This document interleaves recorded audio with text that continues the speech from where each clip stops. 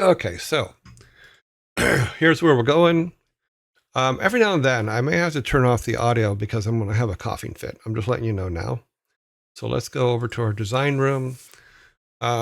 As those of you that have been with us for a while, we started this as someone had asked a question, and I made a real quick answer to the question of how I would start doing something today on to design a game and stuff like that. And I went through the basics of I would start with a piece of paper and basically just start drawing. And since I didn't have a full setup as to the paper to show me actually drawing on paper, we put it together in Miro instead. So let's go ahead and go to our Miro board. Wait, before we do that, let me just talk about this. Okay, so over the weekend, I reviewed, and what I mean by review is I actually watched and listened to a long 51 video tutorial on GameMaker Studio, because the GameMaker, even though I only did a 6 tutorial, ads will be coming in 2 minutes already. Okay, even though we did I did a 6 video tutorial a couple weeks ago in order to be able to put together our mock-up, I'm having a lot of trouble with that mock-up because there's a lot of things that I keep complaining about in regards to copying information and stuff like that. So I was looking for other tutorials so I could learn more about GameMaker Studio, and I found one that is 51 parts. I listened all the way through all of them at double speed with some music in the background, and then started, I got through 1 and 2 actually doing the tutorials. So eventually we're going to move our little mock-up over to that, which I'm going to call Toby 2. Right now we're on Toby 1, which is what most of you have seen on here. In fact, I forgot to even open it up, so let me open it so we have it for when we come back. But I thought that it would be really, really good to be able to update. And then as I'm watching through this tutorial, I realized that if the end product of that tutorial, when we come out of it, would be the perfect playground to test out new games and stuff. So like if we go through, if I do the whole tutorial and get that base done, then we can use that to say, okay, here's our base. We'll put it to the side. Microsoft just quit something. Hopefully we're still live. Okay. So if I took that, then any game in the future that we want to try and concept out, we could use that as the base for building that game example. So I'm going to go completely through that tutorial. We're still going to work on the stuff that we have here, and there you'll see what I plan on doing here for that. But for those of you that don't know, here is, let's see if it'll come up correctly. We're going to be going to an ad soon. Turn the logo off. So this is our little mocked up game. You know, this is the granddad's favorite house. This is, we have a lot of stuff. We have a lot of buildings and stuff and all that. And this is our town square. So let's oh no, this is the forest. Sorry, this is the forest. Then we have the town square. Where's it at? Here's our town square with all of our buildings.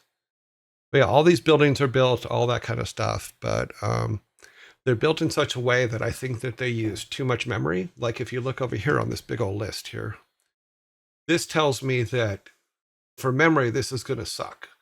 But in the new tutorial, he shows other ways to do this so that memory isn't a problem. And ads. Okay.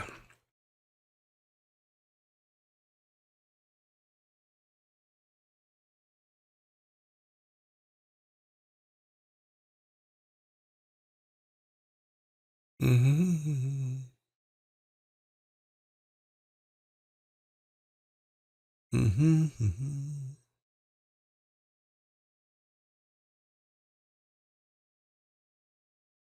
Boop, boop, boop. Look at all this. Look at that is our little town. I really like the let's move that over. Why did that? I don't, oops. Control Z, do not do that. Like I said, I hate the way they layer things in this game. It's difficult to grab the right thing sometimes. Put this here. Need to open this up just a little bit more. It's never the same twice. Really, really terribly confusing. Okay, so Boop-a-doop. Did I mention Boop-a-doop? Okay.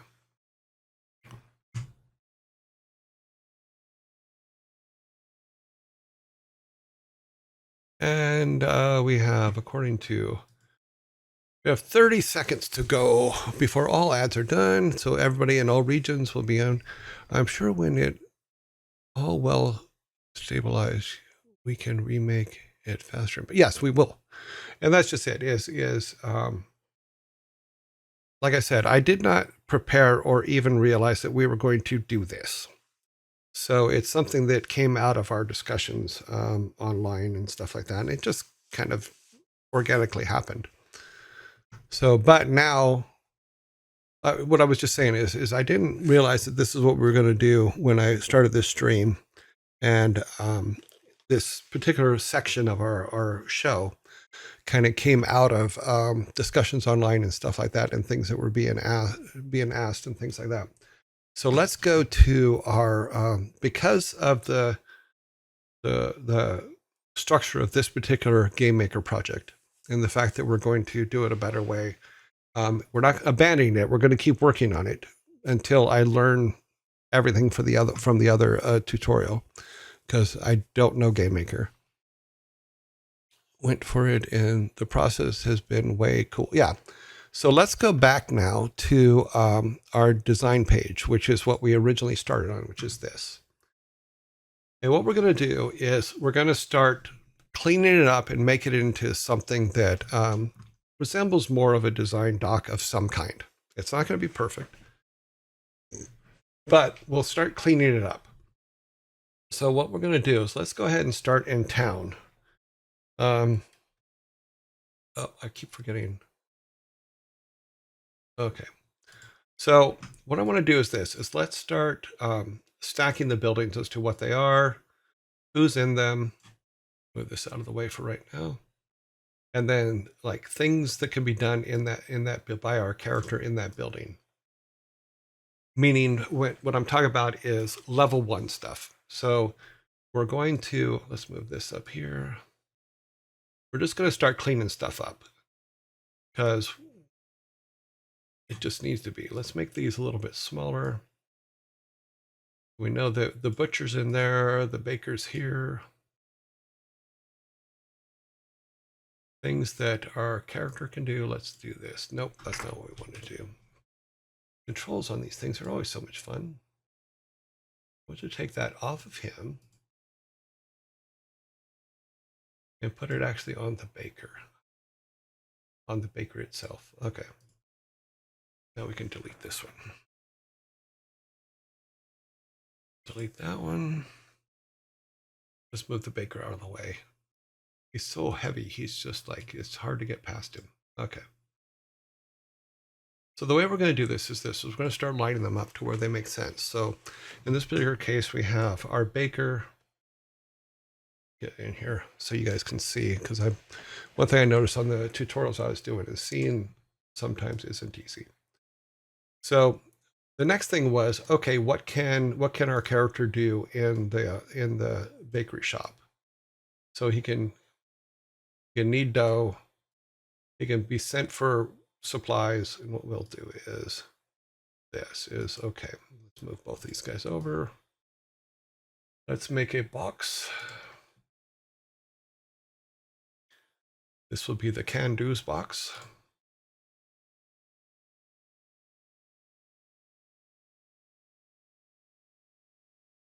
Oops.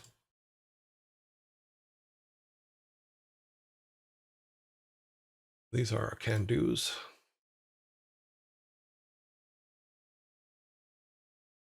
And what we'll do is we'll stack in these boxes, we'll stack, all the things that he can do in those places. that.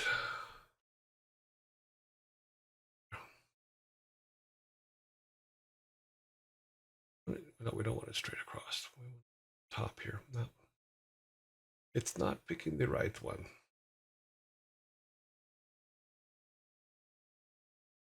Come on. Grab it. Grab it, you fool. Okay. I'm not going to mess with that. Let's do this. I'm going to pull him here.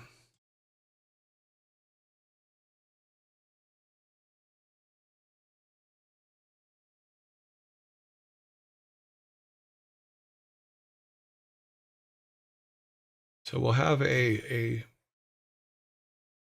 box for, we'll just make it a color of some kind.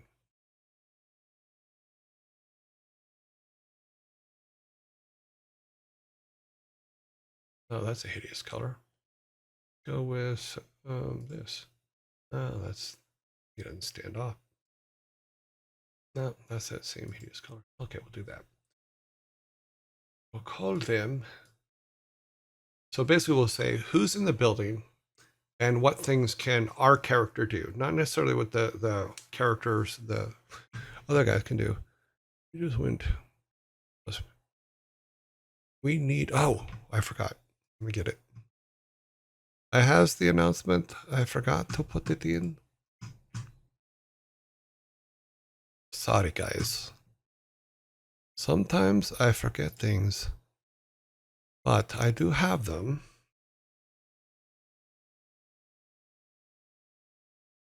Need it from the new text file, not the old one.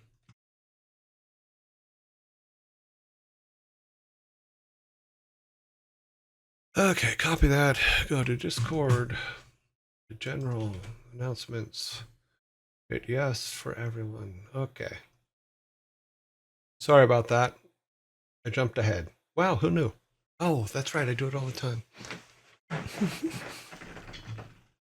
I'm not trying to be rude. I just sometimes get a little ahead of myself. Get back. Ads. We need announcement. Announcement. We need announcement. Announcement has been sent.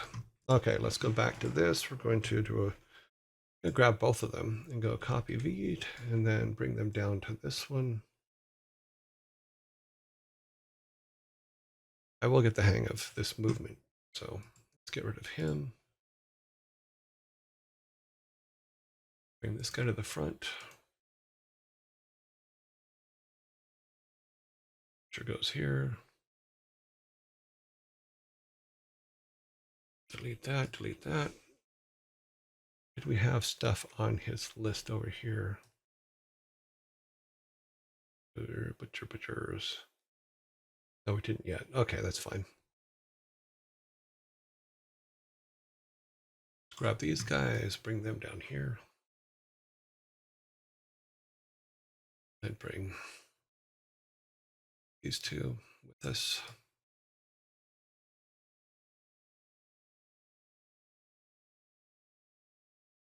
Okay. Get rid of all of these lines. Ugly Dougly. Put that there. These things again.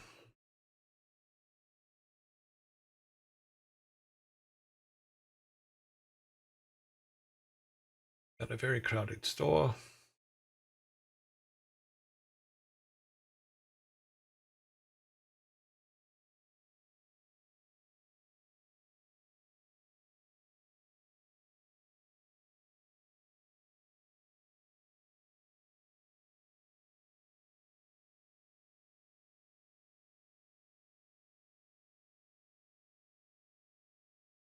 Okay, so there's all the people in that store. Here's the things that he can do. This thing give me a number somewhere as to what size. No, it doesn't. Stock shelves. And these are basically level 1 type things. We haven't even got into the higher levels and stuff like that. But we're going to break out the whole kind of city down like this. And then another thing we'll do is down here, way down here, we have the descriptions. So if we go to grocer, mine supply, carpenter, coal supplier, doctor, nurse, pub. Okay, we're missing some of our guys, but we'll grab this guy. And we'll start cleaning this stuff up where it makes more sense. And I think what I can do is, even on this, is go and I think, can we comment? No, I can't add a comment. Oh, wait, no, there it is. Doop. So we can just put that description there.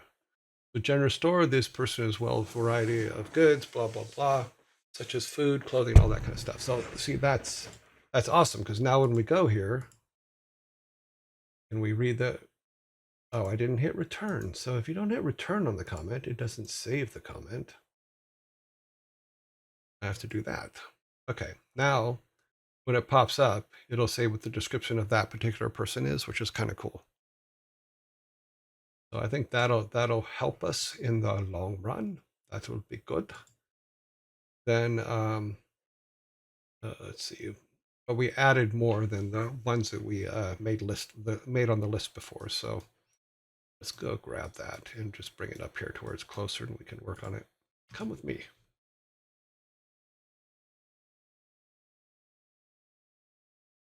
I'm going to set it here for now.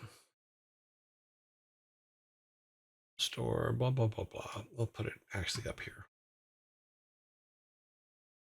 Boarding house, sub. It's too big. We shall make the font smaller.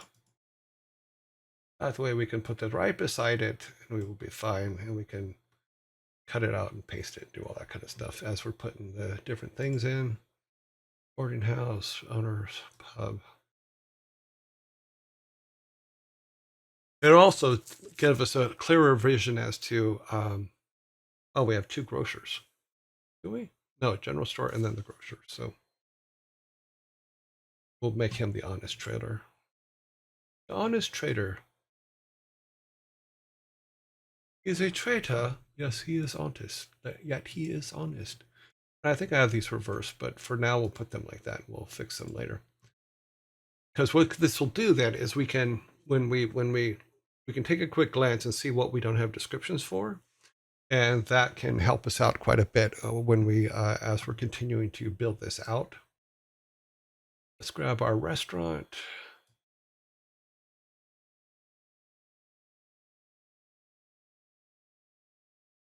Come with us, boys. Oh, we've missed someone. We missed someone. All these guys down here, then we'll go back for him. Good thing he's connected.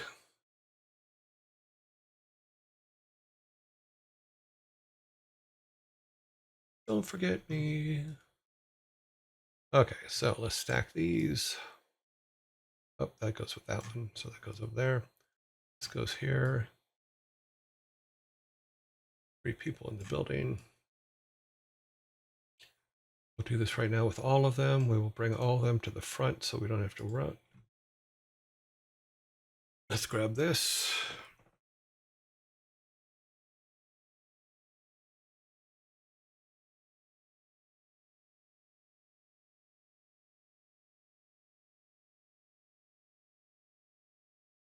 And then just to keep from having to do that 1,000 times, let's do this. Copy, paste, and put it just over here on the side so that we can just grab it when we need it. Okay, so let's remove all the lines.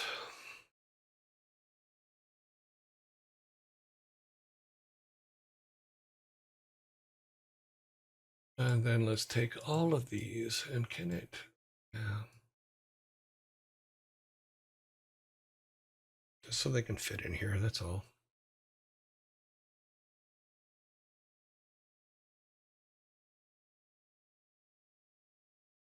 Okay. Grab all the things he can do.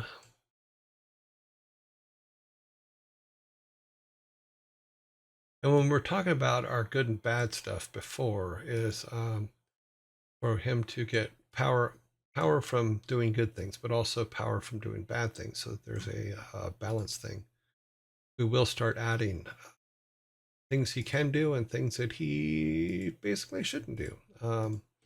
And then work it out from there. So I'll go down here now. Here, just for now, we'll grab this one. Right there. Okay. All of these. Bring it up here.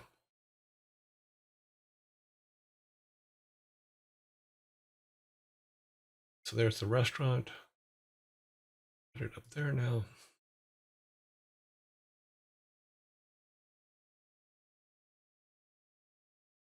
See, and that just makes it cleaner. So that, and I'll go and add all these things later. Let's go ahead and put the blacksmith in. And I probably should have put them in some kind of order, but I didn't. La-di-da. And this goes over here. Grab the blacksmith and put him here. We have our blacksmith. We have the skilled blacksmith, so the apprentice and the follower, and our stoke the fire. We'll take all of those, make them front. Mostly today's cleanup, but I promised when we first started this that I would do everything online. I wouldn't do things secretively in the background where you just suddenly come in and everything's changed. The only thing I think I'm going to break that rule on is when I'm doing the tutorials, that 51 tutorials for the game maker, but I'm not going to do anything in it for this game until I go completely through the tutorials, and then I will actually do all of them while you guys, where you guys can see, so that it's not, I'm not going to hide anything or say, oh, look, as if by miracle this happened. It's not going to, we're not going to do that. We're just going to work on it. Okay, let's move this over here for a second. Need my other window. Where is the other window? This one is the one we're looking for. Okay. So yes, today is a cleanup day. So we got 5 of our buildings kind of cleaned up. But this is what we're going to do is we're going to get all of these put together so that they are easily grabbable, easily get to. You know, we can look at them in a line. They're not all just thrown up on a page, because we're going to get to a point here soon where it's going to have to be very clear what the steps are and what's going on. And that's kind of where we're headed, is if we really are going to make this into a playable game, whether it's okay, let me rephrase that. If we're going to make this into a game that is something that we can play, not releasable version, that it still has to be, there still has to be some order to it. There still has to be some understanding to it. By setting things up in this way, we can add new columns, basically going left to right, for different things. Like right now we have what the building is. We have what the NPCs are in that building. We have things that our character can do in that building. Then we'll also have items. We can then make a list of items he can pick up, all that kind of stuff. Items he can pick up in the building, items he can pick up in the village. And then right now we're just pulling to the side, cleaning them up, and then we'll order them. I'm assuming I'll just put them in alphabetical order, but we will see. So that's kind of where I'm at right now, is I want to make sure that we're past the just throw it on the wall stage. We're now at the, okay, let's look at what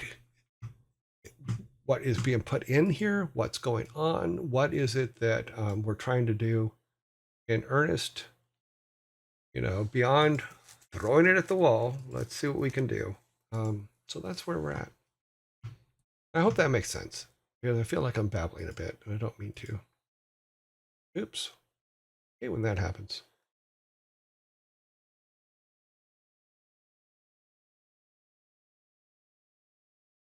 Interesting. Yes, that's all we wanted. Okay. Boarding house.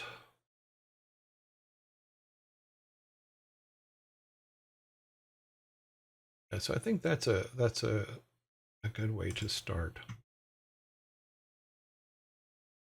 Boarding house. These are our peoples. Just stack them for right now. Okay. And we'll go in and do a good format later. This one's stables, but they're not that stable.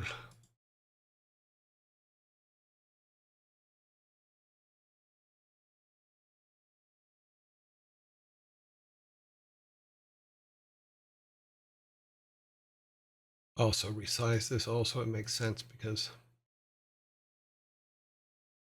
formatting's important, but not at this point. We'll just get everything over here and get it all lined up, and hopefully everything will come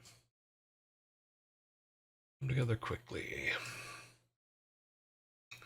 Honestly, I wish I could just write a macro for it, but we'll wait for those two. We're doing basically set buildings first.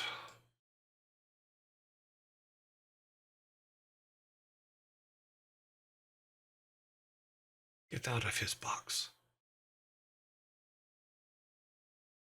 Put him down here for now. So we haven't decided where we're going to put the rail tracks in all honesty yet, but we will.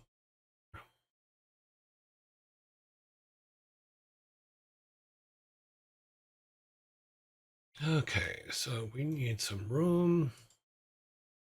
Take these and these and these and these. Actually, we just need that and that. Go ahead and move these all down here. Now, oh wow, didn't pick those up.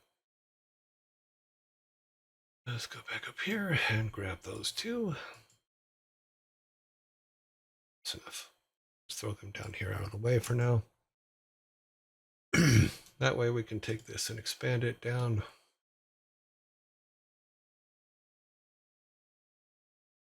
Oh, we're in ads. Sorry, guys. Nobody's talking today.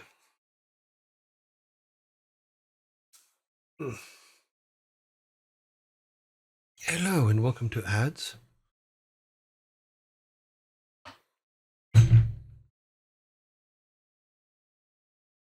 We're still going to keep our color things so that we know what's in each section. Paying close attention. Okay, cool. Thank you. I wasn't sure because it's like, okay, we went to this and then suddenly nothing. I'm like, okay, I'm just going to keep going. I still have to put a sound effect in for when ads come up because I have a tendency to blow past them because I get caught up in what I'm doing. And I know that this is a silly way to do it, but we will. Actually, I've never used this. What does this do? What do you do, buddy? Oh, those are just templates. Yeah. Do we want to use a template on our buildings? Probably not.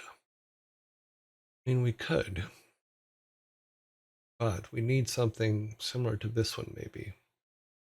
But no, or something like this, maybe.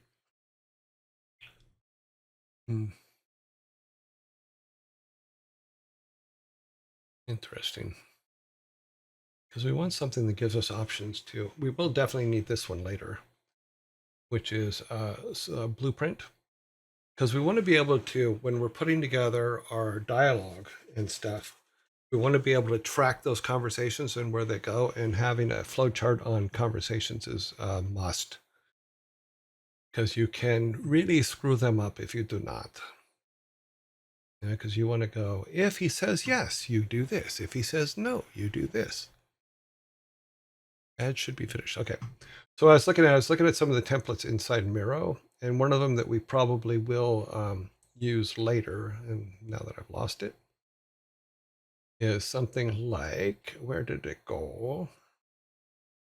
Something like this, which will allow us to map out conversations. So if the character says yes or no, things like that, what happens next? But we can also use that for quests. So like because there can be multiple ways to get things that he needs. or that he's been sent out to quest for, and it'd be good to map that out and say, okay, what are the possibilities?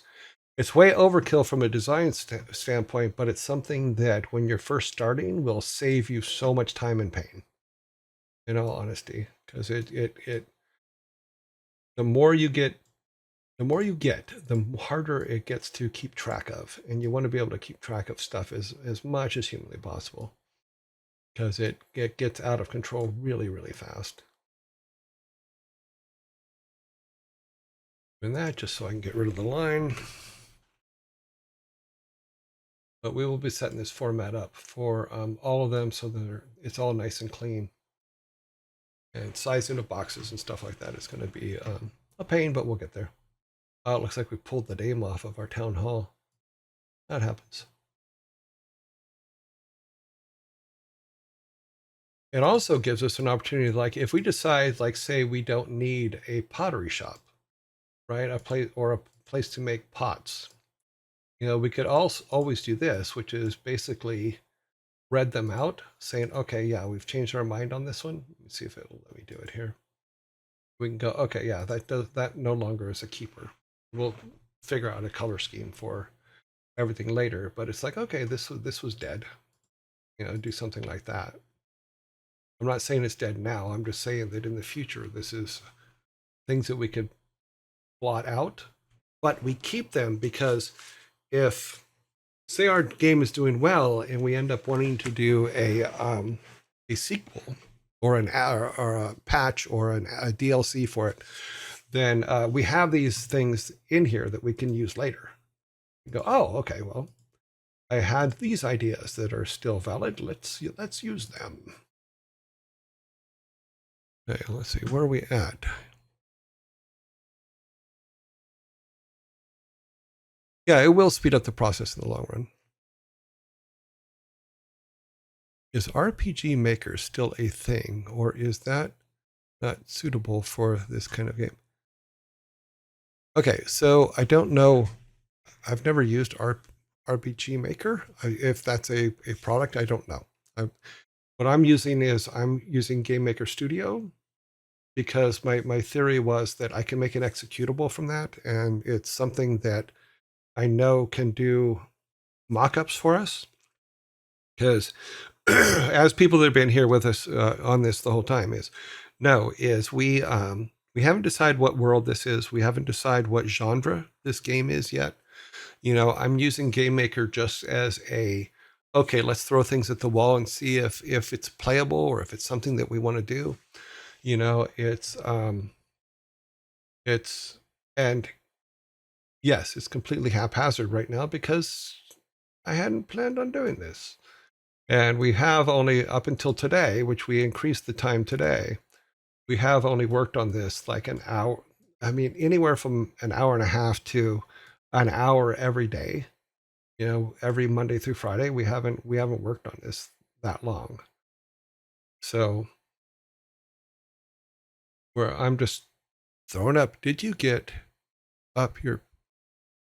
Yeah, I have a PO box. I have a PO box in the U.S. Yes, I can. I'll send you some nice Spanish treats, or what you call in source. Interesting. Yeah, I think I posted it somewhere. I don't remember. No, I just send me a private message and I'll send you the PO box. But I will tell you this, Fire Chair Frank, you guys don't have to send me anything. In all honesty, I appreciate that you're here. And I appreciate that you'd like to send me something, but I don't want you guys to go out of your way, and I don't want you to, oh, sorry, I'm trying to pull this down. I don't want you to feel obligated to send me things or do things like that. That's not why I do this. I do this because I'm enjoying it. And I believe that we took the text off of this one because it's supposed to be the town hall.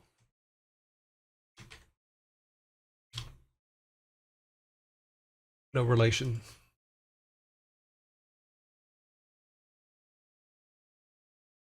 Okay. uniform all that stuff up later. One more thing.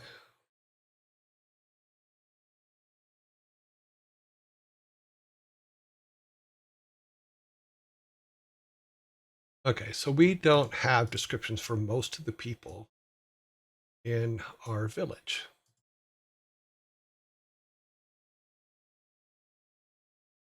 So that is something that we're going to have to work on this week. When it comes to the writing stuff, yes, I will be doing a lot of that stuff offline. Simply because that takes much longer from the standpoint of just getting stuff done. And I will go over old notes that I put together and stuff like that to try to speed things up a bit. Let's see, villagers who are afraid of uncle, villagers that are friendly. We'll rephrase that.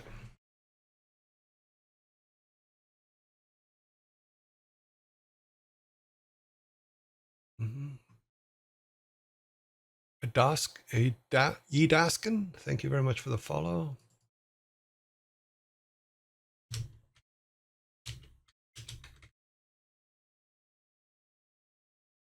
Friendly, yeah, we'll just make a general village one. Children who are not interested in helping. Okay. You, villagers of all kinds, come with me. Actually, we'll put this up at the top because we'll make a village one, a main village thing. So grab all these guys.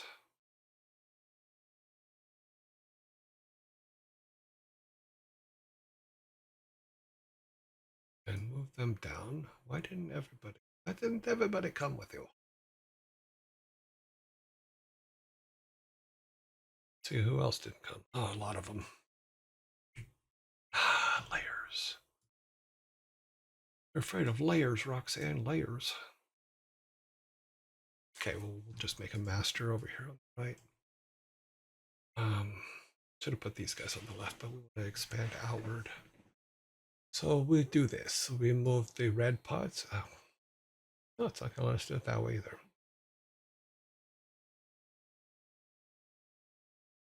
Expand upward. It's over the side. As we clean up everything else, all this stuff is going to come together anyway, so it's all good. In the village right up to the edge of the graveyard. And then we can just do a of those and go. And this, nope, that's not what we want to do. Come on, you're not going to let me get bigger than that, are you? Okay. Well, then we won't use you. We will make a new one. And we will expand it across the top like this. And we will call it village. We will make it white so we can see it. And we will call it village.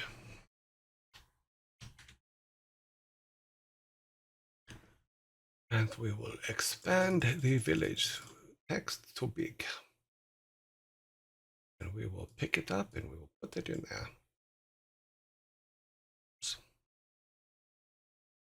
And we will now go, you are too big, so we'll make you smaller. Good. Okay, and then we can put this stuff here. Our basic villagers. Is this village? We don't need that anymore. Citizens, we'll just put major citizens because there's citizens. This one. Okay, we do need to figure out our economies.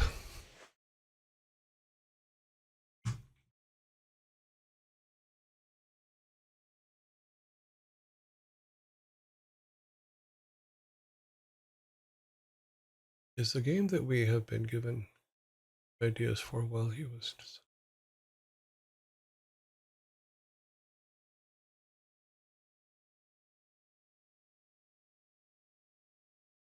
Sorry, I'm trying to make sure I'm caught up. What was the last thing I saw? That one. Okay. If it's expensive, we'll save for a bit in the upcoming weeks. I just wanted to share. No, and I appreciate that, Pirateer Frank. I appreciate that greatly. You know, I just want to make sure that you're not putting yourself out in any way. This came from Thor's. What are you? What are? This came from Thor's stream. What are you doing? May I ask? I'm going over the design docs that we kind of threw together a couple weeks ago to come up with an idea for a quick game. Hey, gotcha. Thanks. Okay. So what part is he doing now? Right now, I'm cleaning up what we've already done, so that when we first put it together, I wasn't putting it together to make a game from. I was putting it together to just show someone that you can use anything you have to start doing this. You don't need to have big expensive stuff. You just need a pencil and paper, basically, is what I was saying. And so this was our attempt to show, if you have a pencil and paper, you can just go forward. And this is what we threw together. Then we started building it in building a mock-up of it in Game Maker Studio, which is here. This is our town, our village in Game Maker Studio that we've built from this. We do have our town, and we have our forest and fisherman's hut and things like that. So here's the fisherman's hut, but here's the fisherman's hut itself. You know, so we do have a workable version of what we originally threw together to show that you can just start. You don't have to wait permission to start. You don't have to wait for someone to say, "Oh, you should do this." You just start doing it and you do it. Let me see if this thing will come up. Okay, so with Game Maker Studio, though, we did do a build of it. Let me see if it'll come up. Yes, it does. And so we do have a working version of our outline that we can walk around in. Like, here's our forest that we showed, and up here is our fisherman's hut. Oh, this is the older one. I didn't make a new build, sorry. You know, but we can go out here to our town, and this is our bakery. So everything is here, and everything is working as far as going in and out of towns and stuff like that, because that's all I learned in Game Maker from the first tutorial that I did. And but we put this together, and just thinking, okay, you can build a working version of what you're thinking without spending a lot of money and without waiting, you know, to just get up there and go, okay, I'm going to go and I'm going to do this, you know. And it's led to some really, really cool stuff from the community. Like in the case of like our little town here, if we go back to Game Maker itself, let me go back. Where is it at? It is there. To close that. So if we go back to Game Maker itself and we look at our town map, let me see, where did I put it? So here's our town map. It's led to some pretty cool things, like one of our yearlings, the Savvy Otter, took this design of just something that we threw together and went into Sims and built a town around this idea with all these buildings in it and all that stuff. And it turned out really, really cool. If you go to our Discord under links to share, I believe there's a link to it, and there's a video. There's a link to the video she made of it, and then she talks everybody through it, and it's really, really cool. But it's just it. It's like, okay, cool. Here's a base idea. Run with it. Do something. Make something cool. You know, and she did that. But that's just it, is sometimes you just have to start and not wait. Because I tell a story of when I was at Blizzard. This was in 2010s. Is we used to have a program called Slash Lunch, and way Slash Lunch learned is you would tell HR that you wanted to participate in Slash Lunch. And then it would be people who are there 20 years or more. We would do this, is you tell HR you're interested. HR then would put an announcement out that that there's openings to go to lunch with that particular person, and 3 people would be picked, so you could have a 4-person table of the person that is the 20-year, and then whoever HR picked. So there'd be a random pick by HR as to who the other 3 were. And one of the things that came up more than once, because I did at least, I think, between 10 and 20 of them. I don't know exactly. I know there were a lot, you know. And one of the things that kept coming up, this surprised me, is people were saying, and I'll use designer as an example, and it could be artist, it could be programmer, it could be anything. And they would go, I want to be a designer. This is what my goal in this life. And I would ask them, I go, what have you designed? And they would say, nothing. I go, well, what do you mean nothing? What, if you want to be a designer, why haven't you designed anything? And he goes, well, they haven't given me the job yet. Okay. I'm like, but why would they give you the job if you're not already doing it? And so what I suggest was, I go, look, if you want to be a designer, take the games you're playing and tear them apart. Why are they good? Why are they bad? What would you do better? You know, make lists of things in games that you think are cool. Make lists of things in games that you think are bad. You know, I will, you know, all those kind of things, you know, do the job before they give you the job. Don't wait for them to give you permission to do what you want to do. Start doing it.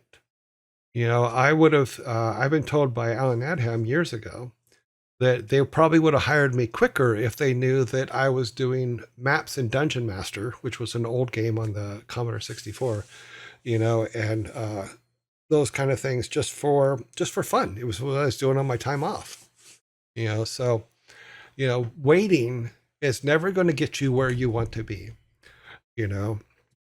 Also, envying people that are already doing it isn't going to get you there either. You have to, they did the work to get there.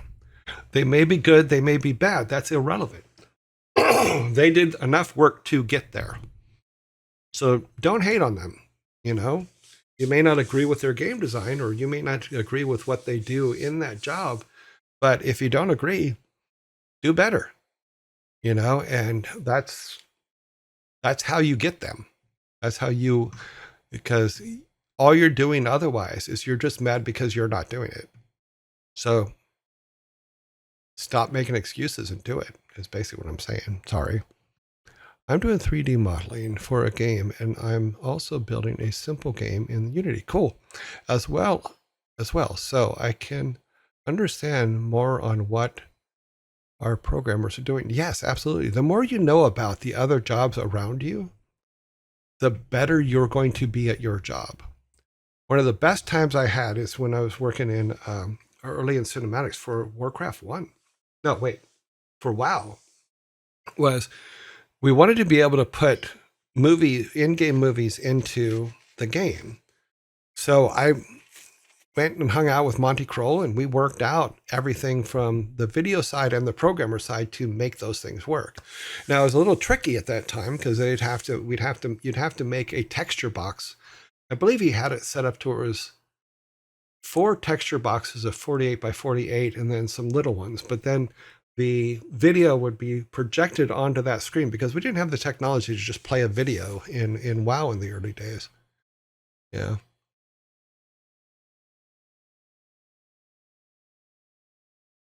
Yeah, we did. There was a lot of work done. So yeah, learn the job you want to do. Make sure you enjoy doing it before you expect someone to pay you for it. And then learn all the jobs around you, which leads into what I said before. Like, if you only know one thing, if you're in a big company, let's say any huge company, you know, and they're looking at a list of people saying, okay, who should we lay off and who shouldn't we? The people that can do more than one thing are usually not going to make that layoff list, but the people that only do one thing will. So always push yourself. always learn new things. Always take interest in the things going on around you, whether it's game or whatever, whether it's game design, whether it's anything else. Always do that. Always learn new things. Always learn things that scare you sometimes. There's things I was scared to death to learn how to program, but I took a ton of tutorials. I learned enough Python to make the things that I wanted to make. And now if I need something quick that I can just pop it up in Python and make something that'll work. But before it would have been like, oh my God, no, I can't do that.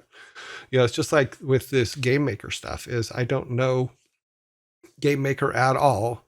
And when I originally started this, everything's set up the way I was taught in the original 4 tutorials that I took, or 6 tutorials that I took. Now I found a much bigger tutorial that actually fixes a lot of the problems that I've been having working with Game Maker, because I didn't put the original base together correctly. Now I feel like I'm going to be able to put the base together correctly, and we'll be able to have a platform for testing new ideas and stuff like that. Oh, wow. Ads came up super quick that time. I will try to silent down a little bit. Let's see.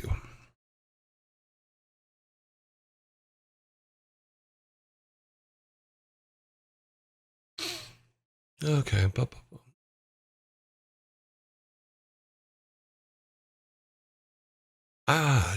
Davey's Art Corner. Yeah, you've missed a lot.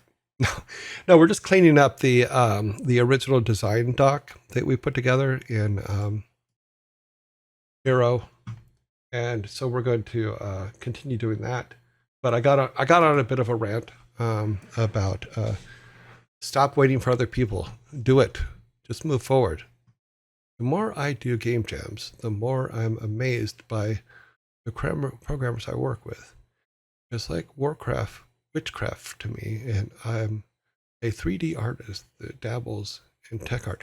Davey, I'll tell you right now, is if you're a 3D artist, learn expressions, shaders, all that kind of. Learn how to program all the things for 3D artists that you need. Learn how to do that. Look at the look if the program you're using doesn't have a scripting system. What does it have? Learn as much about that as possible. It's going to save you a lot of time and money. I really like Metzin's style back then. Cool. Yeah, Metzin's awesome.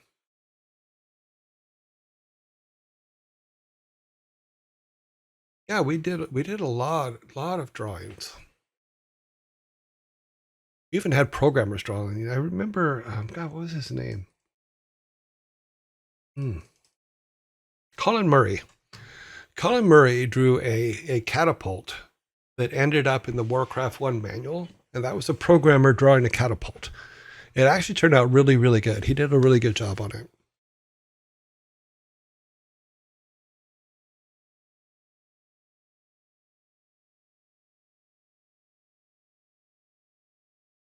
Hi there. One question about the village. Do you think space between the buildings? Yes. In the fact, I have mentioned many times when we were throwing it together that it is not to scale in any way. NVR,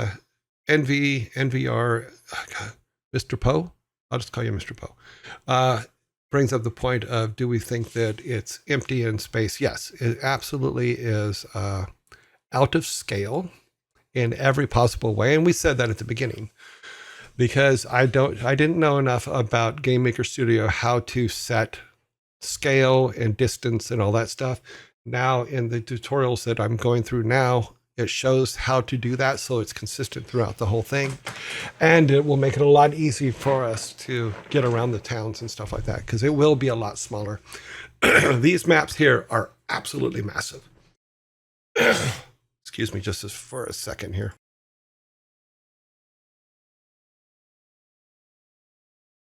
Yes, to your point, Mr. Poe, yes, these are massive. Yes. Because we were not in any way thinking about true scale for a game. It was just me showing that you can take simple tools and build something out. And now I actually have to learn and am learning more about Game Maker Studio so that I can go back and make it correctly. And hopefully by the time I get through the tutorial I'm doing now, we'll be able to come back and make this a lot quicker and all that. I don't know enough about Game Maker yet to say, okay, this is perfect. It's not. These are masses. I've been dabbling in shaders. It's mainly using Unreal because, yeah, editors for materials. I'm probably going to try Blenders in Unity.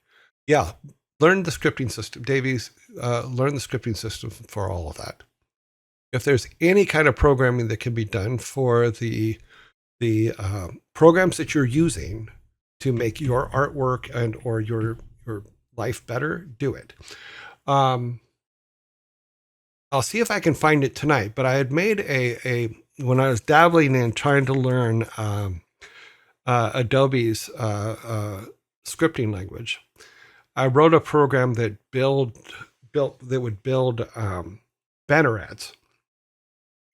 So it's like a plugin for it. And I gotta see it. I gotta see if it still works because it may not work with the newer versions because it's been a good 5, 6, 7 years before since I used it last. But I'll bring it into this system and see if I can get it to do its thing because it's actually quite awesome to watch because it will build. You basically you put a background piece of art, a foreground piece of art, and some text in it, and it builds all your banner ads for all your sizes for PC as well as PlayStation and a couple others. You know, I need a drink of water. Okay, where are we at? Okay, we've got plenty of time. Let's continue cleaning this up. Okay, so we're gonna basically arrange all of our stuff here for this. We're gonna have to make some columns or some categories. How about that? Yeah, do. That way we know this, and we'll put just a line here. Custom it. That no. Oh no, no, no, no. That's not what we want to do. I'm gonna do this.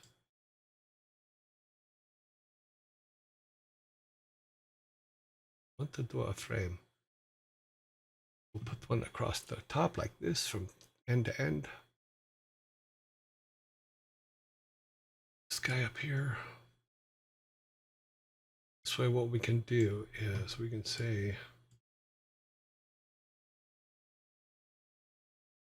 just tag everything. Look at that nice big text.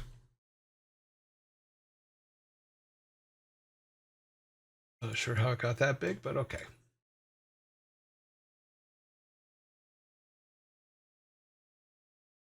Probably about right. Ah.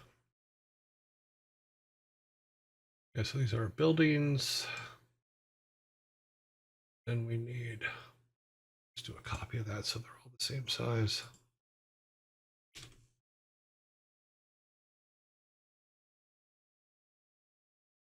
This is people's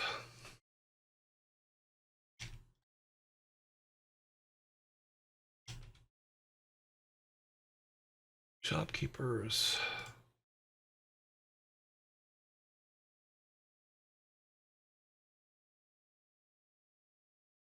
We're just making some columns for this stuff.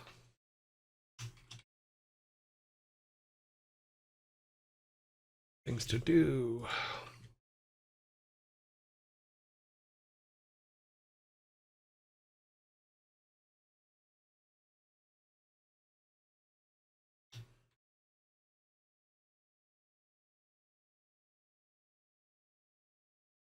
For those of you that knew, what you will find out is I cannot spell to save my life. So there will be a lot of misspelled things here and there. Okay, so what I'm going to do is columnize. Can we do a... So this are where our shopkeeps are. These are things to do. Let's see if we can move over a bit. Center them up on that. And I'm making a troublemaker one because what I want to do is make sure that we're saying that there's things that he can do that he possibly shouldn't, if that makes sense.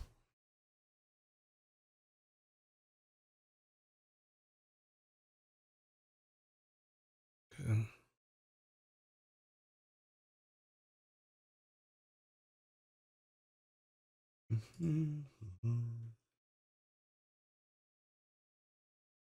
So be our troublemaker one. The goal here being is just having a nice clean place to put stuff as we're working on it.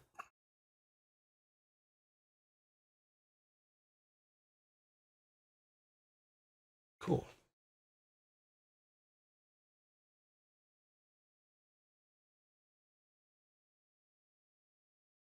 Let's see these troublemaking things. No, this in this particular case, we have a blacksmith and then we have a skilled blacksmith. So there's two different kinds of weapons that can be made. When we're at lower levels, we can only get stuff from the blacksmith, not the skilled one.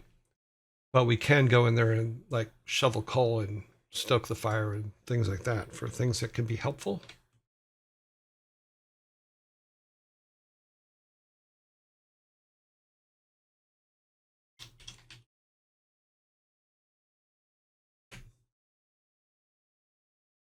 But you get the basic idea there. That's just a little bit cleaner. Okay, now we need to grab a couple of these. Actually, no, we need both of these.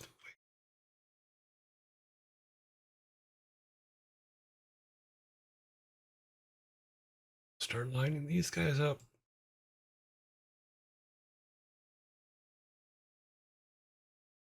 This guy out of the way.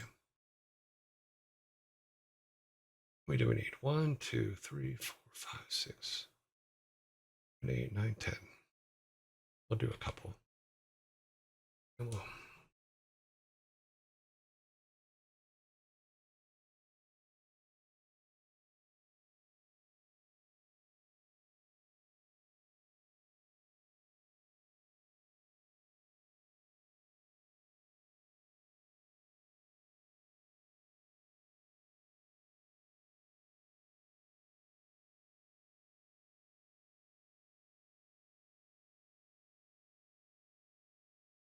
I'm not trying to make things perfect. I'm just trying to get them all kind of close so that they can be used. That's kind of nice.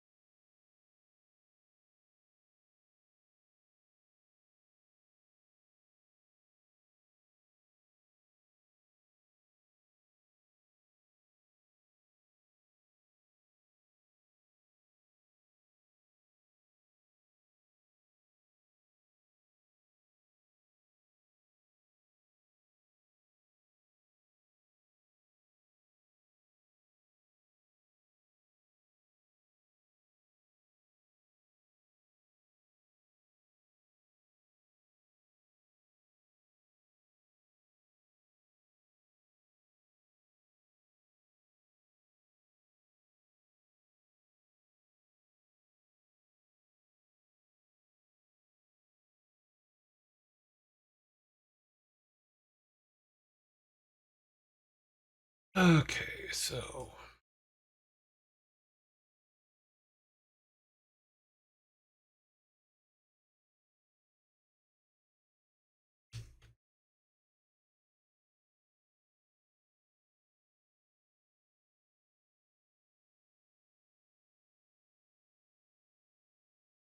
That's right. I got real carried away and made too many of them. Yes, I did. Well, we'll probably need them later, so we'll put it down here. Okay.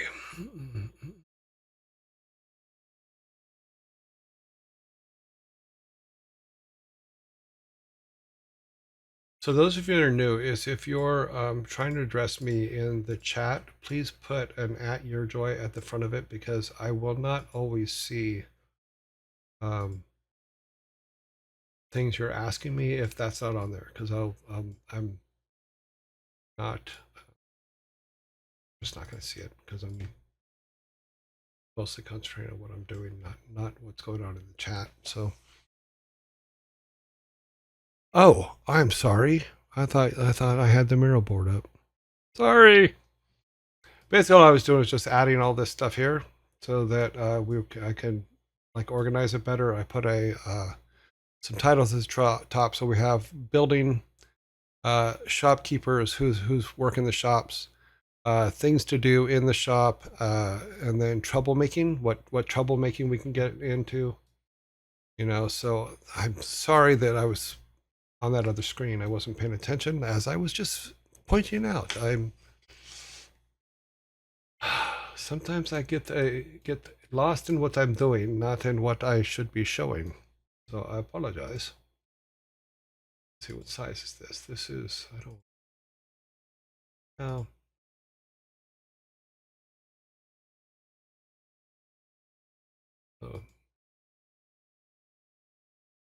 With 18.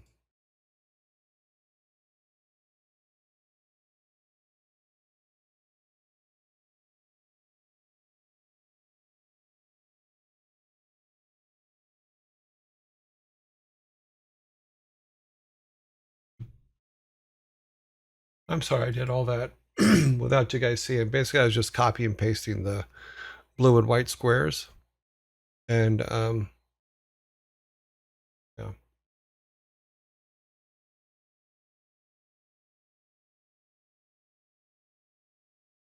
And just cleaning things up more than anything else.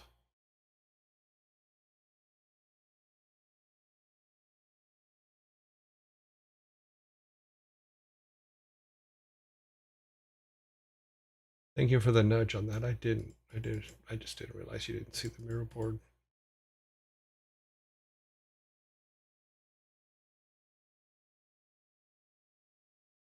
Okay, so we're almost to the top. We'll get this done, and then we'll do the next part, which is just making sure that we're putting our descriptions in where they belong. And then we'll end up doing this probably for all of our areas. So like even the the ancestor, the crypt is, we'll have to do one for that, which is good because I have a lot more stuff actually written for that where we have our descriptions a little bit better. We have some of the things that he's going to be able to get from his ancestors and stuff like that written down. Things that we came up with when we were just doing a quick throw together thing. I think most of it's still viable. So yeah, so here's all of our stuff for in town. We have some extra boxes, so we can do it. We have some descriptions. Let's go up here and say, okay, blacksmith. Let's come down here to the blacksmith. He's right there. So let's grab this.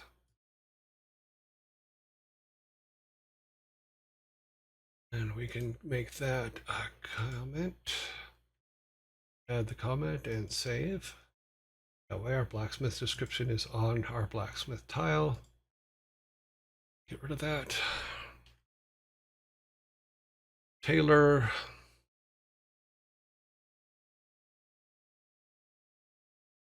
Down here, I believe, is where it is clothing. Comment. This way we're keeping all of the base descriptions for each thing we're keeping with that, so that when we come down, we just have to look at that section and say, okay, what do we need for that?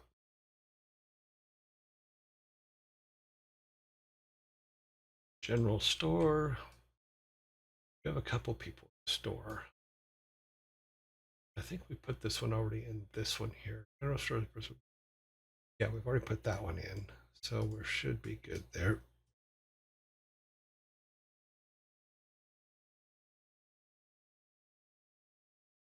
Okay, boarding house owner.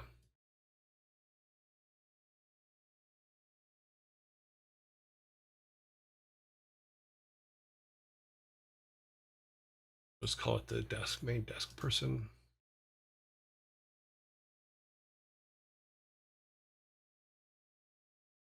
She's a brawl lass.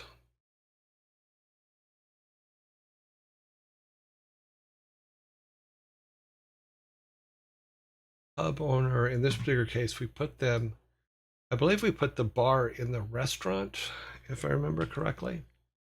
So let's go to the restaurant. And what we'll do is go to, okay. Did I take the restaurant out? No. Oh, here it is. Restaurant and bar. So we'll make this the bartender's description. So provide place for minors to relax and blah, blah, blah. Yep. Because the bar is basically inside the restaurant.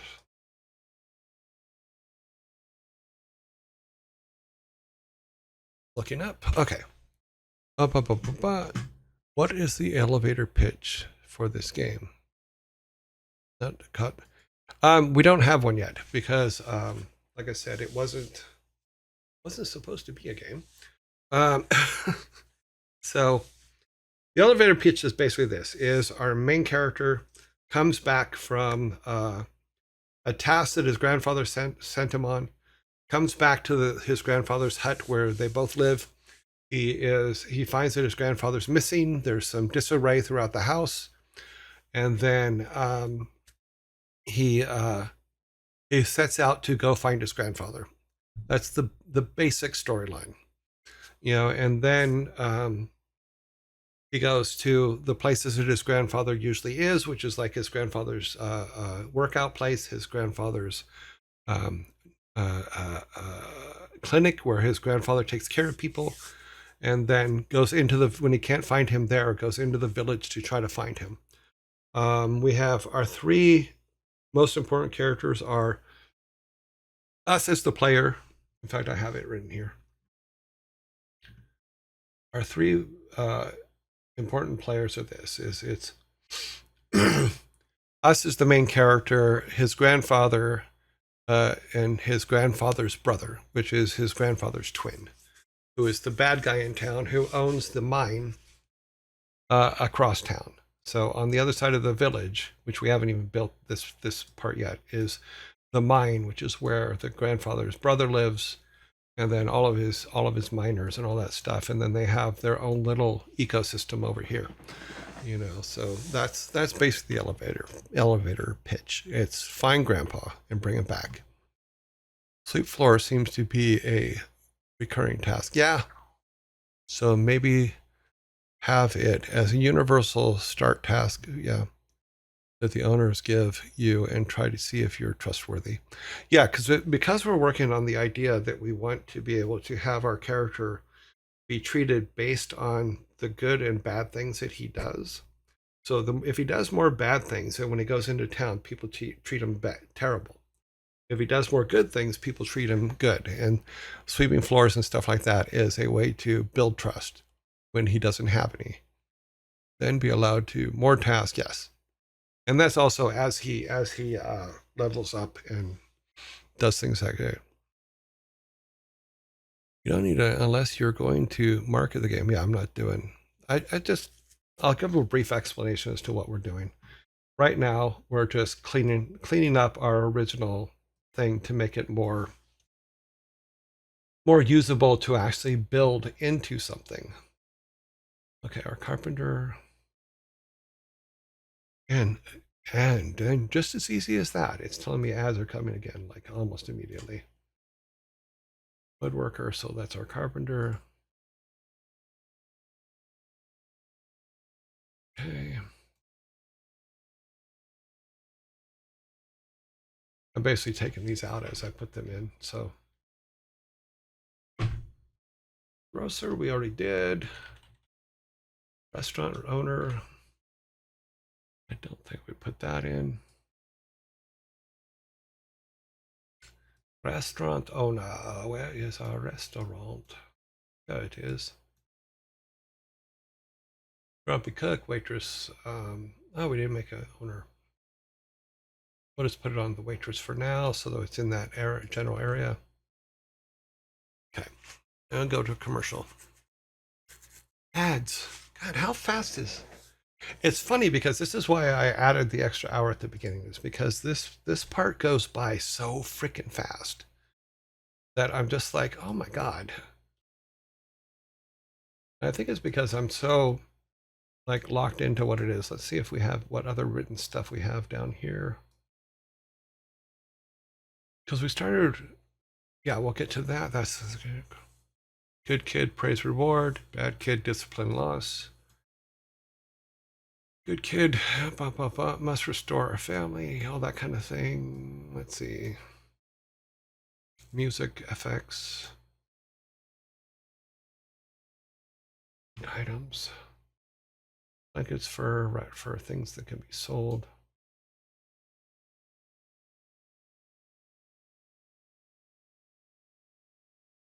Okay.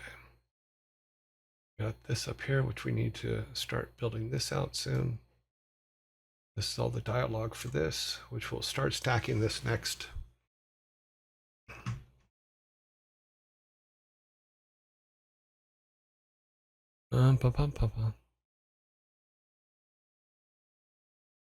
Tommy flies when you have fun. I'm sure he does.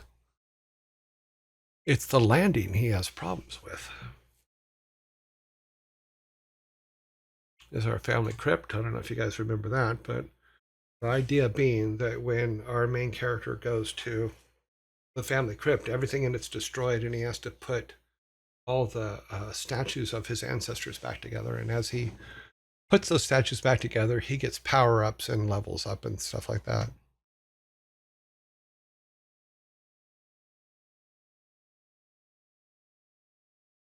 Mm-hmm. I know you did. Don't worry, Double King. I know that's what you meant. I was just having fun during ads. Okay, so now we're going to do the kind of the same thing with our ancestors. Is we're just going to clean them up. So we're going to put them in order of not. I think importance would be the wrong way to put it, but let's do this. I'm going to put them in a conceivable order. Let's get rid of all the lines. Because the goal, the reason we had the lines in here was as each ancestor gives you something or whatever it is that they're going to give you, then you would go to the fountain and be basically charged up and energized for it. That makes sense. Let's take this and move it up. This and move that up. Make this bigger. We can put all of them on this. And so we have 9 relatives that he will go to for advice and things like that. Make sure I have them in order. Mother's father, father's mother. No, mother's grandmother, okay. Grandfather, grandmother, father, mother, mother's mother. Okay.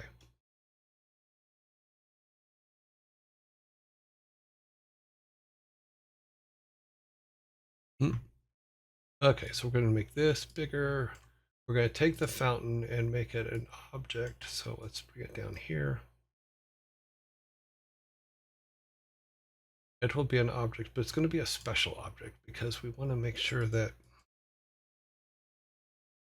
Okay, apparently I have 2 lines in here. Take that. Come here. Because the fountain's going to be where he needs to power up. Oops.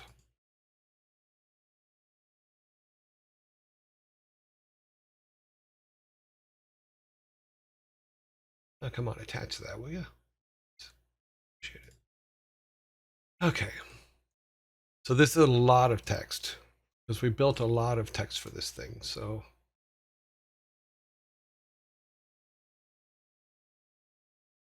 Let's start with this one. Maybe I will just set it on it. If we space everything correctly, we could probably just set this on here. So one of the things that we talked about was what advice would each grandparent give you from the family crypt. So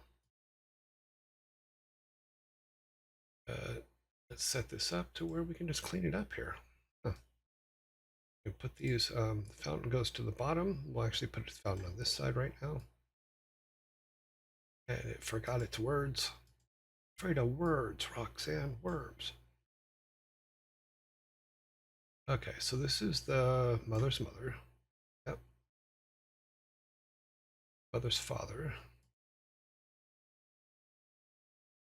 Father, mother. That one goes here. Father's mother. I'm missing one. Okay, let's just move along. Put that there. Grandfather. I'm missing one on the bottom, so we'll figure out what's missing. Mother's father. Mother's father's down here. They just got out of order. Great grandmother down here. Come on.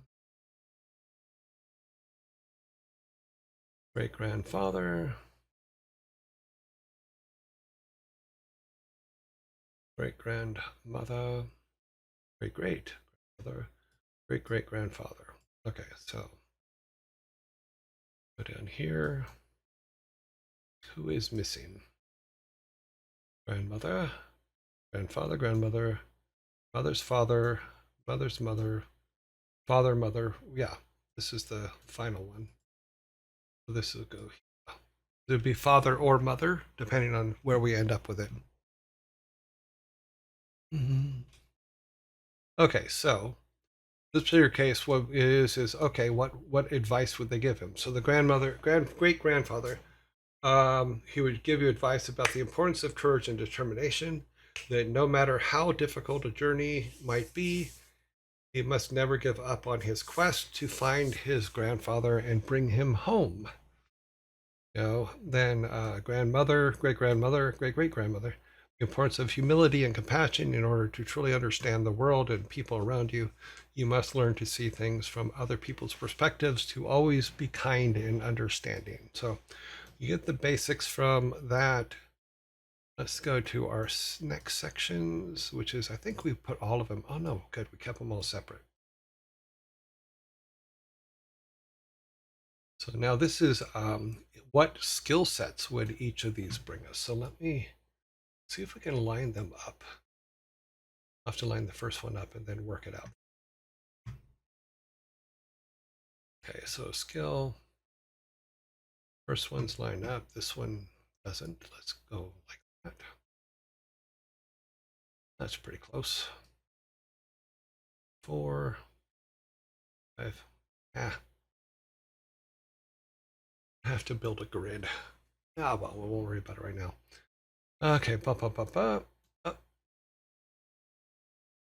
Fountain got lost. Let's put. Oh. I'll have to make a new thing for it. So this is our skill sets that we get from them. Then what are the other two? Is our wisdom. What wisdom would they give? Which is similar to what we already put on there, but I made 2 of them for some reason. Not at the moment to remember why, but get the basic idea. We'll separate those easier, and then sample dialogues for each.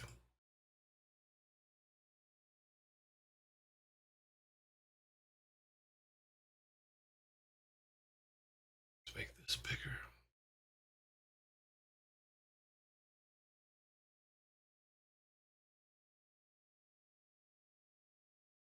Okay.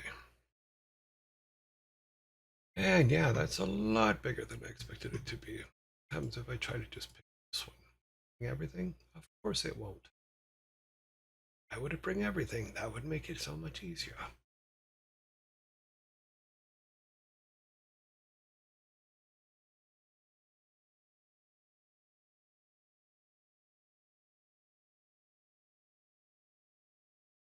Okay, that'll bring it. That should bring it. Okay, let's bring this over here. Okay, so we have each of our grandparent, and I'll find maybe I'll take all this and put it in Excel and then import it as a, um, a bunch of post-its, which is what you can import from Excel into this. So let's grab this.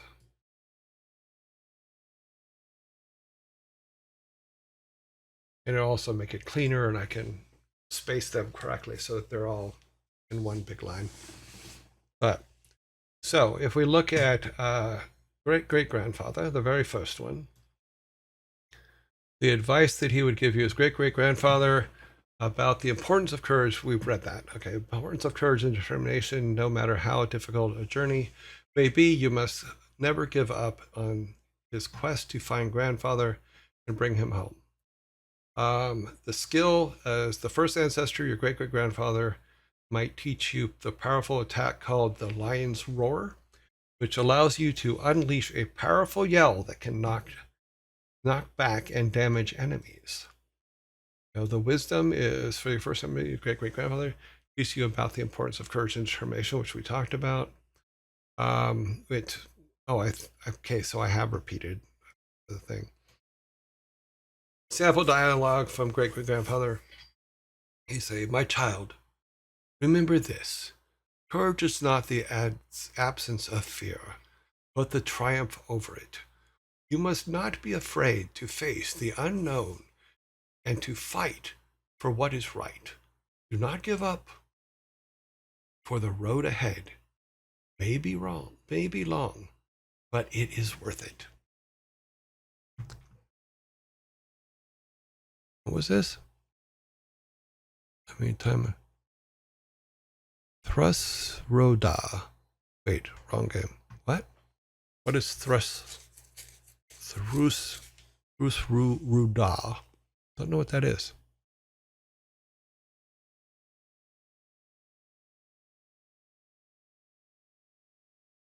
Yeah, there'll be a lot of general practices and stuff like that for him to do. Oh, Skyrim. Yeah, I haven't played Skyrim. Or is it the movie Skyrim? I don't know. Does this mean Liam Neeson's gonna come over and beat me up? Oh, it pushes the enemies back. Okay. But we got the couple of them. Most of them are probably because we had no intention on actually building this. Some of these may be rather redundant and or not unheard of.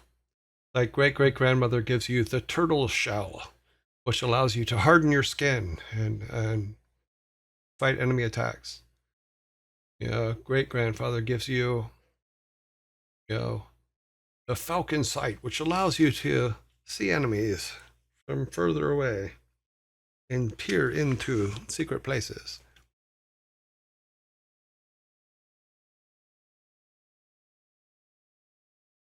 Okay, then the tiger's fury, which allows you to unleash powerful flurry of strikes against an enemy. And dragon's breath, which allows you to unleash powerful blast of fire at your enemies. 6 is the snake strike, which allows you to strike quickly and precisely in your enemy's weak points. 7 is the bear's maul, allow you to do heavy damage on enemies with powerful attacks. The fox's trickery, which allows you to confuse and evade your enemies. And then the wolf's pack, which is the one I like best, which is you can summon about you a bunch of wolves that will help you fight. Those kind of things. Basically, we're just working on cleaning up our design stuff, so it's much more easier to start talking about actually putting the world itself together. We're getting past the just throw everything on the board, and we're starting to get into more specifics as to what can be done in all the different places that we're building. Who's there?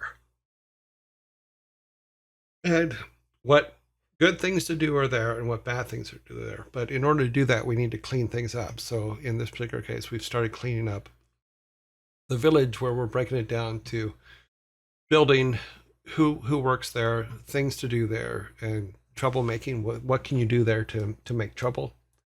Because we do have a plus side to the game and a negative side to the game. So like in the case of the restaurant, you can clean glasses and sweep floors, or clean tables and wash dishes, or you can break things, you know, that kind of thing. So we would, yeah, like a game, which is, if you go to, for those of you that are just joining us, if you go to YouTube, our YouTube channel, which is, there's a link in the about of Twitch. There's a video list of everything we've done on this, and you'll see how we got to where we're at now, and that we originally were not planning on doing an actual game design. We were just showing some ideas for putting some ideas together and just getting started, you know, with little or no help. And that's basically what we were doing here originally. Now we're trying to take that and adapt it to something more viable.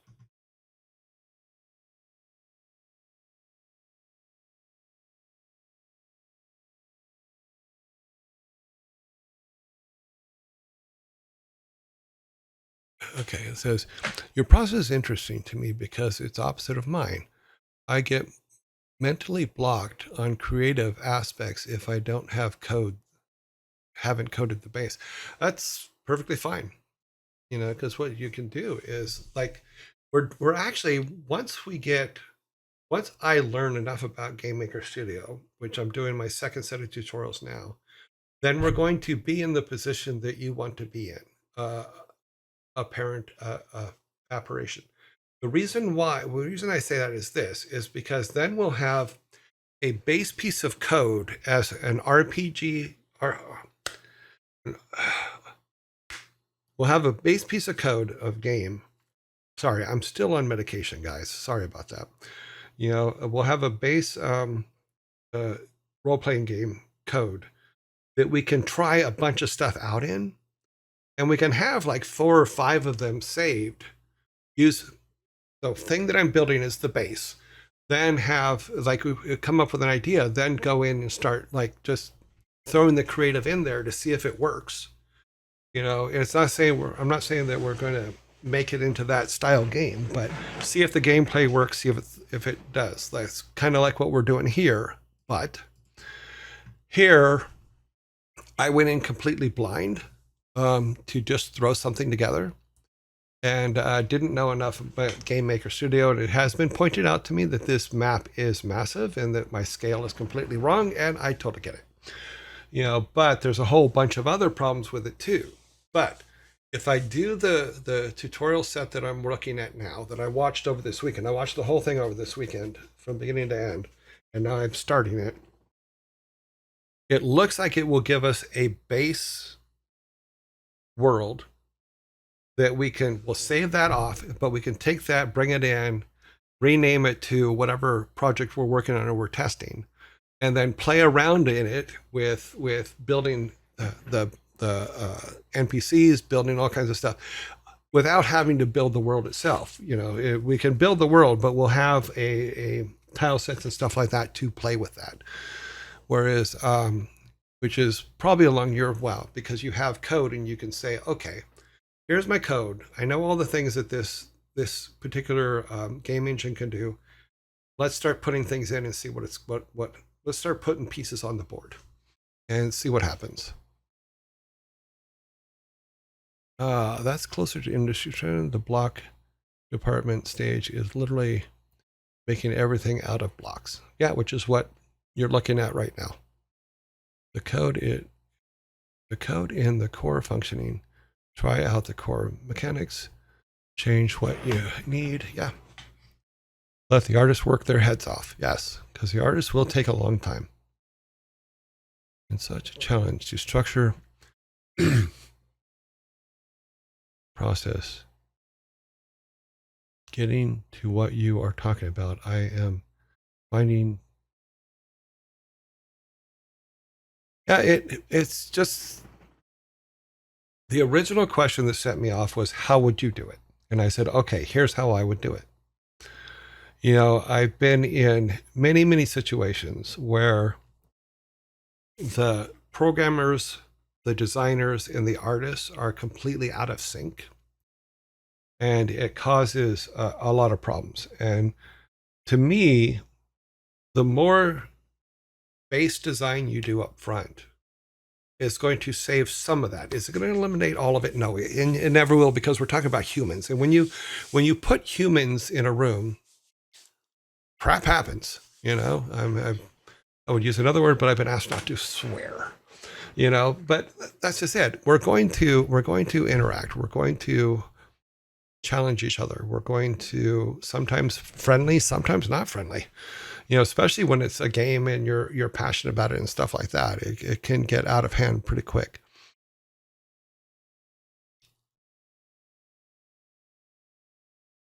Oh wow, that's cool.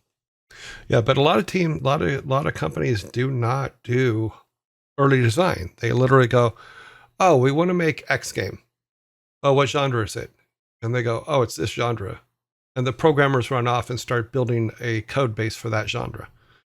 You know, in the meantime, the designers go, "Okay, well, I know there's the main guy. What is he? I don't know. What world is he in? I don't know. Where are the places he's going to be? I don't know." You know, in the meantime, coders are already coding. Artists are sitting there with their pencils, just sitting there shaking, going, "Okay, what do we draw? What do we draw? What do we draw?" You know, I'm more of okay, here's the base idea. We know we need a single main character. We know we need antagonists. We know we need all kinds of things. I'm sure they do. I believe that. Let's see, where are we at? But yeah, but this also falls into the thing about I was talking about earlier today, where it's like, learn the other people's jobs too. Learn what the artist struggle is. It's going to help you if you're a coder and you learn what stops the artist or slows the artist down, or what causes them problems.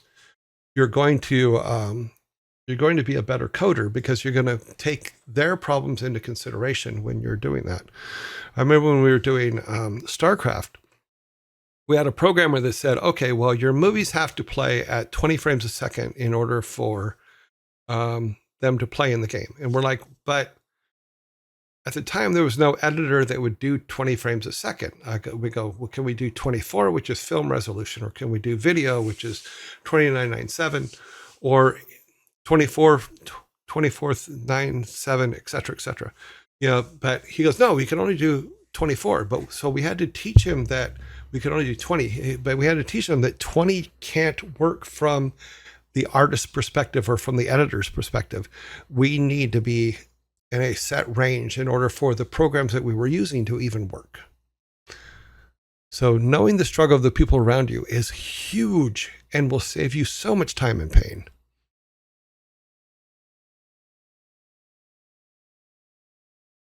Oh, what the?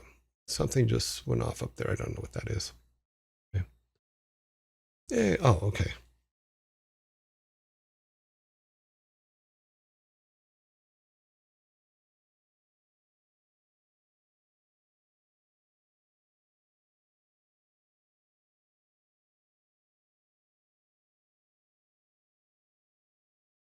Oh, need some water. Water.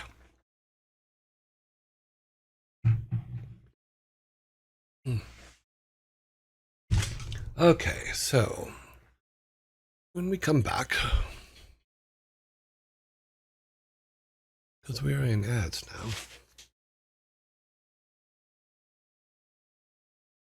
now, we're still under a time limit, because we're coming up on Okay, yeah.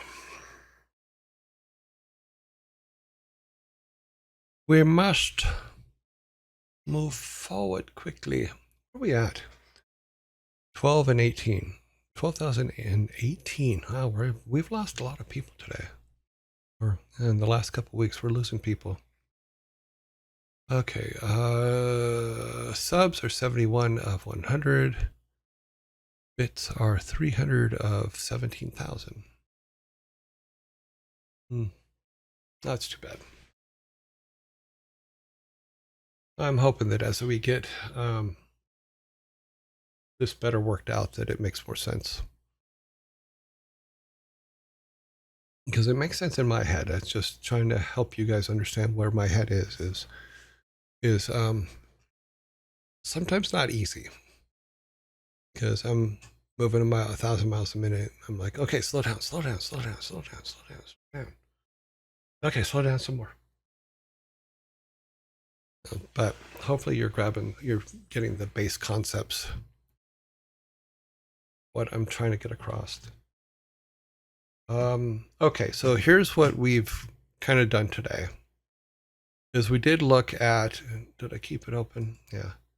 We did look at our little mock-up of the game to show that is the world that we built is we can move around. However, the scale for it is so far off, it's crazy. So here's our stables. So as I'm learning from the new tutorial I'm doing, the scale will be improved.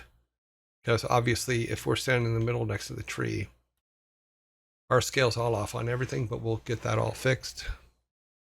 The other thing we did today was we went through, close that so it doesn't open something weird. We've gone through our Miro board and we've started cleaning it up to where it's more in line to something that actually has some structure to it. It's not perfectly clean yet. And what I'll do is I'll end up pulling all this stuff into probably Excel and then copying it back out. And it'll make all of these, all this stuff individual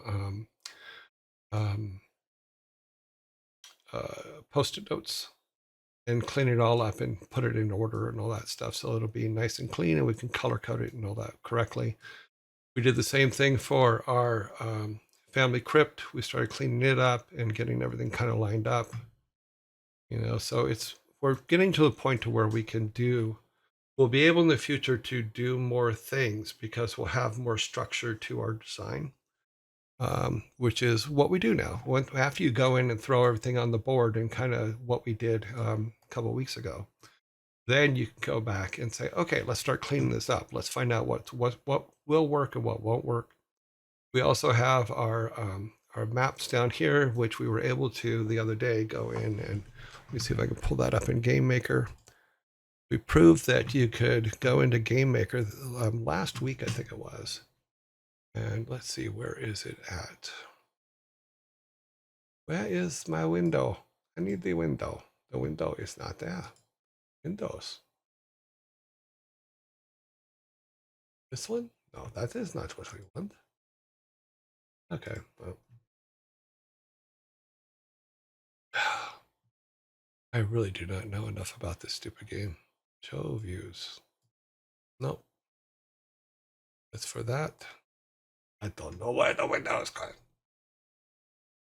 Yeah. So, it's in here somewhere. Let's find it. It would be down here on this end, I believe. There. So we were able to show that you could bring a image from outside and use that as a map for mapping stuff out for building your dungeons and stuff like that, which is actually kind of cool. Because if you go and draw your dungeons and stuff in on graph paper or something like that, you can scan them in and then do your dungeon builds over that. And we'll talk about that more as I get the new system in as well. I should not be able to. Okay. Yeah. So we're there. When Overwatch released, Jeff Kaplan put up a lot of insight videos into the blocking development of Overwatch and how everything shaped into it. I'm not sure this was past your time in Blizzard. No, Overwatch was around the time I left. So, but Overwatch had been announced, and I was working on it. I have worked with Jeff Kaplan. In fact, I like Jeff Kaplan very, very much. You know, he's a cool kid. I don't know where he's at now. I think he's left. Has he left Blizzard? I think he has. So we've learned that, which we could also do for our buildings, is if we wanted to go in and draw our buildings on graph paper, we could just scan them in and then draw over them. So we're working on that. Back to this. Then we talked about getting free starter maps, how to do that. But yeah, now we're just doing cleanup. We're also going in and adding comments to each of our characters, which we'll start keeping notes on. In this particular case, if we have a grocer, we can say general store, this person would do this, this, and this, and then we can expand it out and we can add more comments. So as we think of things for that guy can do, or that we can interact with him, we can add that. You know, I'm trying to just do a quick summary of some of the things we're going to be doing here, but we're cleaning all this stuff up, and I will find a much cleaner way for this. I will probably do some of the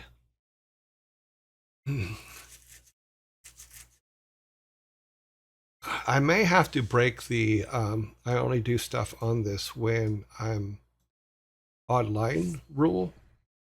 We will see how that goes, because there's some things that I'm not really sure if it's fair to you guys to watch me reformat a Miro board, if that makes any sense whatsoever. You know, when we should be, I would rather be talking about stuff important than other than reformatting a Miro board. But you get the general idea of this stuff, and then we'll start working on things in between. Still have to make some stuff for this guy. He doesn't like his text. He keeps leaving him behind. Okay. So, yeah. Then another thing we'll do is we'll start planning out over on the side here we'll start planning out the full storyline for the thing itself.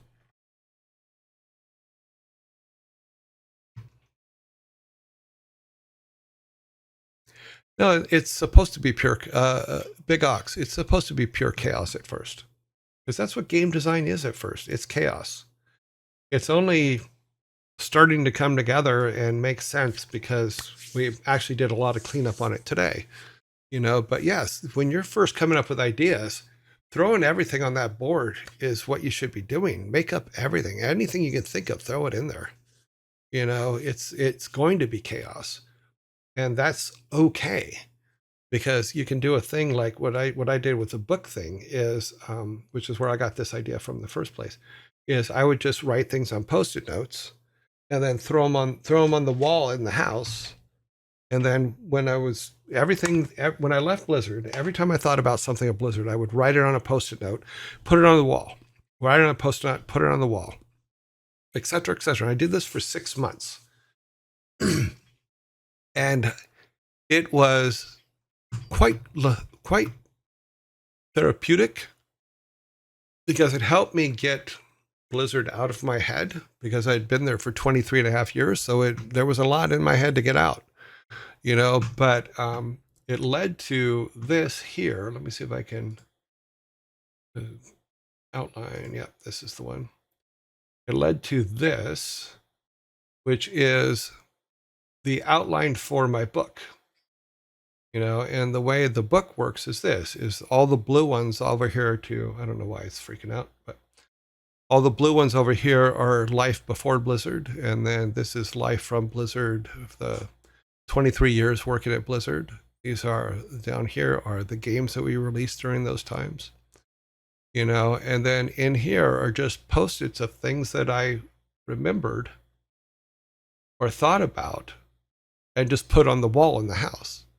And there was a wall in my house that was covered with Post-its for a good 9 months. And then I started breaking them down. But we were in the part where it's just throw everything up on the wall, and that's a good place to be, because that means that you're listening, that you're trying different things and stuff like that. So now it's like, okay, now we have to start getting a little bit serious about it. And now that we're getting serious about it, now we have to go, okay, let's clean this all up. And we may move over into a Word document at some point and start going from that point. But right now, there's still enough there that isn't nailed down that I don't want to do that yet. I'm working on a game with my 2 kids who are wanting to learn game dev, and I'm trying to keep it organized for them while learning myself. Okay, well, you're trying to organize things that can't be organized. I had 2 children, and when they were little, depending on how old they are, organization was not one of their strong points. But coming up with absolutely unusual or great ideas, they were really, really good at, at that time, where you could say, okay, what would happen if this happened? Their imaginations are running wild, let them go.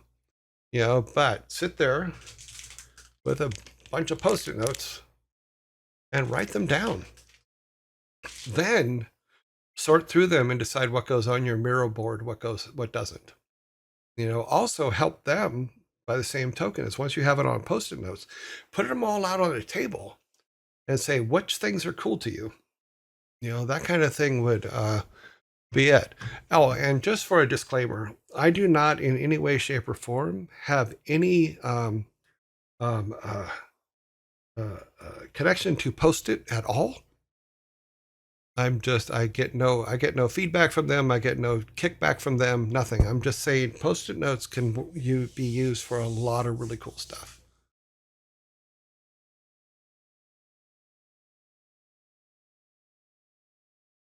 Yeah. Okay, let's see, where are we at? We're after 3:30, which is usually our go-to time. And with that Post-it note wall, you definitely didn't get visited by the federal agent during Christmas. What? No, because I didn't have threads and pens going between them and stuff like that. And I didn't name anybody. Well, a couple people, because I wanted to remember people's names, because I knew that as time went by, I would forget names of people. So, federal agency during Christmas. No. I have never worked for a federal agency. All Father's stories. AK, thank you very much for the follow. When you do your design, how do you document the ideas you shoot down? Reasons why it's shut down. It seems a waste of life. No, you never throw anything away. We talked about this actually earlier today, I think, as if we have an idea that we've put on the wall, right? We'll say here, we'll go here. If we have the idea that, okay, the stuff in the water doesn't matter. All we do is we do not throw this away. What we do is we just make it black, and it's an idea that didn't make it.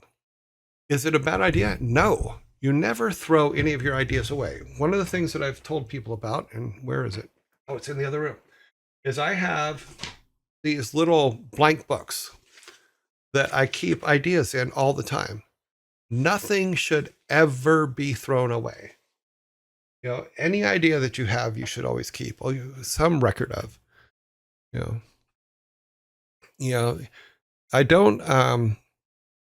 I don't put down reasons why normally things get shot down unless it's a big idea that I'm going to use. I think is better somewhere else. But Rare Devil, thank you very much for the sub. But no, you don't throw anything away. I'm a huge believer in keeping it all. Like even with the post-it notes, is there are a lot of post-it notes you didn't see that are on the bottom that were ideas that I didn't think fit, but doesn't mean it's not ideas that we shouldn't be uh, chasing later for something else. Because you can come up with 20 ideas for this, 9 of them will get in, and the other 11 may go to a piece that you don't even know you're going to make in a year. Evil Daddy, thank you very much for the follow. So yeah, never throw stuff away. Drew Monkey 41. I drew a monkey. The monkey drew me back.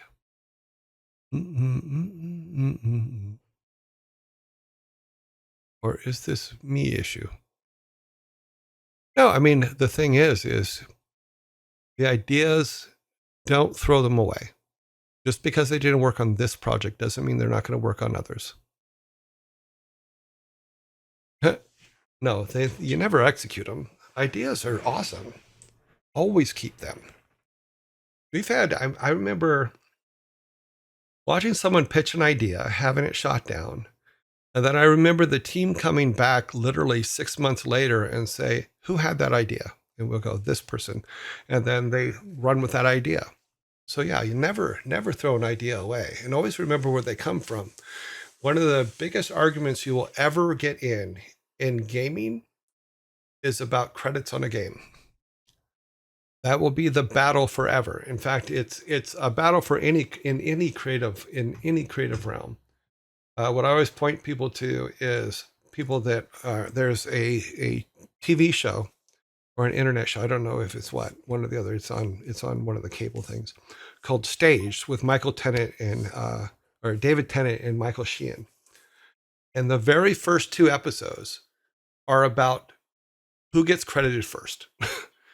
And it's funny because I have been, some of the biggest fights I've seen in the game industry have been over where your name is in the credits.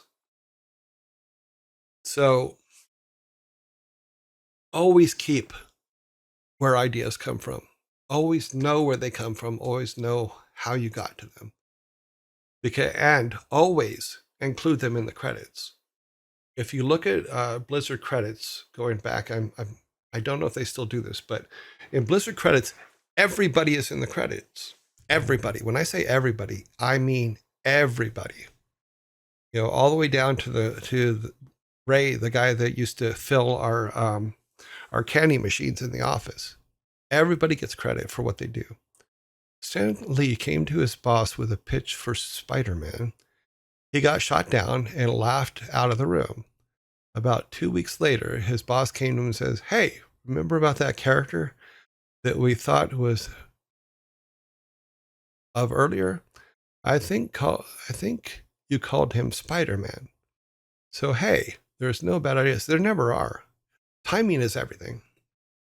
All of your ideas will live or die with time. And that's all. So that's all I'm going to say about that. No, that's not all. You know, but thank you for asking. But absolutely.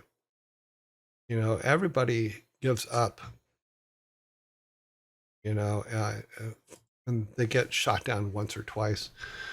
I remember when we had the idea for Warcraft 1, is Alan for months was shopping that game around trying to get somebody to help us make it, you know, and from a financial standpoint, and got shot down 24 times from some of the biggest companies in games at the time, because we were just this little company. Nobody knew who we were. We were still Silicon and Synapse back then. And 24 times people shot us down and said, that's a terrible idea.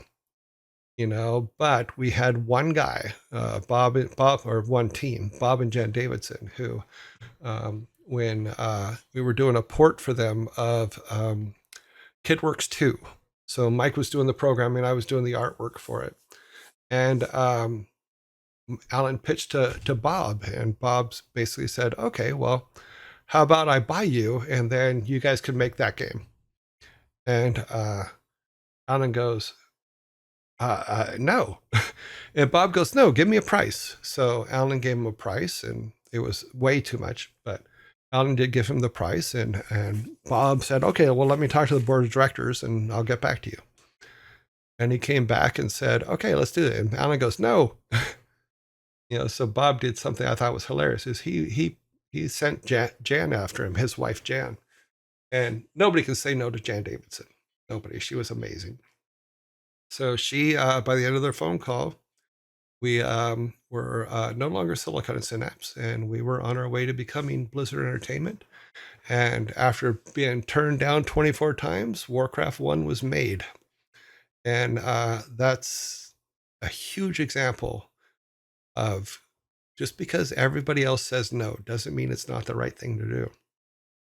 It doesn't mean there's going to be something that's not going to be amazing for you. So that is our end. Because time is just hugely fleeting by, that is at the end of our game design section.